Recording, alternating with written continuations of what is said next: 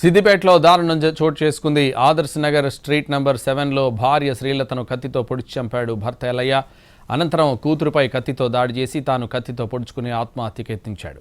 కూతురి పరిస్థితి విషమంగా ఉండడంతో మెరుగైన వైద్యం కోసం హైదరాబాద్ తరలించారు. ఎల్లయ్య సిద్దిపేట ప్రభుత్వ ఆసుపత్రిలో చికిత్స పొందుతున్నాడు. భార్యపై అనుమానంతోనే భర్త ఎల్లయ్య ఇంతటి ఘాతుకానికి తెగబడినట్లు అనుమానిస్తున్నారు. ఇతని స్వభావము కొద్దిగా మొదటి నుంచి భార్యని అనుమానిస్తూ ఆమె క్యారెక్టర్ని ఎప్పుడు శంకించేవాడు. ఎవరితో మగవాళ్ళతో ఇతరులతో మాట్లాడినా కూడా వారితో సంబంధం అంటగట్టిన విధంగా మాటలతో మాట్లాడేవారు.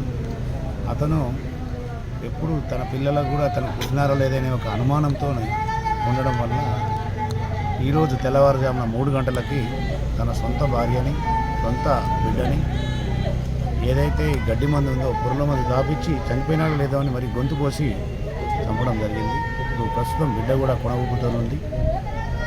దీనికి సంబంధించి మాకు అతని యొక్క క్యారెక్టర్ ఏదైతే భార్యను శంకించి ఉందో ఒక సైకో క్యారెక్టర్ మాదిరిగా ఉన్నాడు.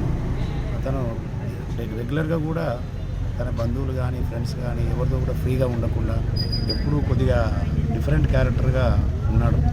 అతని ప్రవర్తన కూడా ఎప్పుడూ ఎవరితో కలిసి ఉండకపోతే బంధువులతో. సిద్దిపేట ఆదర్శ్ నగర్లో జరిగిన దారుణ ఘటనపై పోలీసులు దర్యాప్తు చేపట్టారు. కొన్నేళ్లుగా మద్యానికి బానిసైన ఎల్లయ్య సైకోగా ప్రవర్తించేవాడని, అనుమానంతో భార్య శ్రీలతను వేధించేవాడని విచారణలో వెల్లడైంది. వేరొకరితో వివాహేతర సంబంధం పెట్టుకుందని, పిల్లలు కూడా తనకి పుట్టలేదన్న అనుమానంతోనే ఈ ఘాతుకాన్ని పాల్పడినట్లు పోలీసులు తెలిపారు.